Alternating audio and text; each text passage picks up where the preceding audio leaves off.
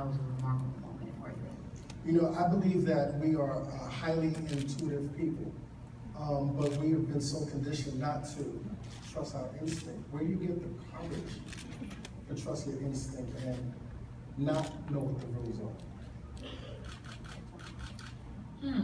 I think one thing I keep with me, and we were just in the studio one day, and we were just saying, it's not that I don't experience fear, but I understand that being fearless has to come first.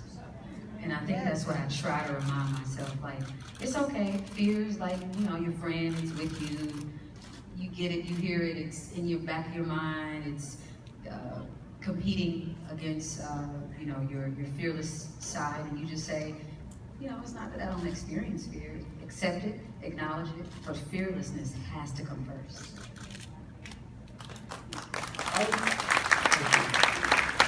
I remember the first time I really experienced the emotional power of music. I was a child, and for some reason, every time I'd hear Otis Redding sitting on the dock of the bay, I just feel like crying. You know, not necessarily understanding the words or what he was talking about, but something about the music that moved me. Can you share with us your if you can remember your earliest memories of how powerful music is emotionally? Yeah, it's, you know, every time I hear something like that, every time I hear Stevie Wonder Innovations, I'm 7 again, you know, or, you know, when I hear Anita Baker's Angel, I'm 14 again, you know. Yes.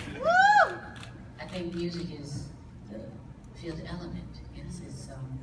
There are millions and billions of memory atoms of those tones and frequencies in us, and everything is vibration.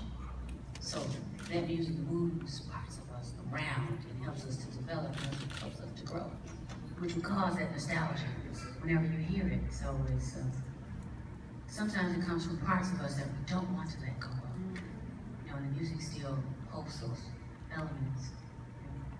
That's what I think. Tell us your first interaction and the first time you discovered hip hop.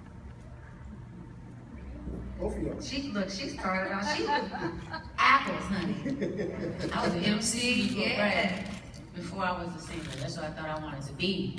You know, I would play music. One of the first hip hop songs I heard was Apache. Grandmaster Flash and Furious 5. And the greatest rap song I ever heard was The Message. Yes. Don't push me, cause you know, right. It had everything.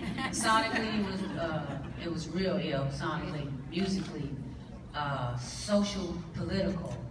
You know, it talked about our struggle, who we are, and what we're about. You know, it was just a good representative of our politics in the early 70s. That touched me a lot, and I felt like, ooh, look at this, songs with talking songs. You know, this is powerful. You know, and I thought that's what I wanted to do, what I wanted to do. And it's just a very inspiring genre. And KRS One said, rap is something you do. Yes. Hip hop is something you live. And I think I began to live that, you know, through hearing and being introduced to that music.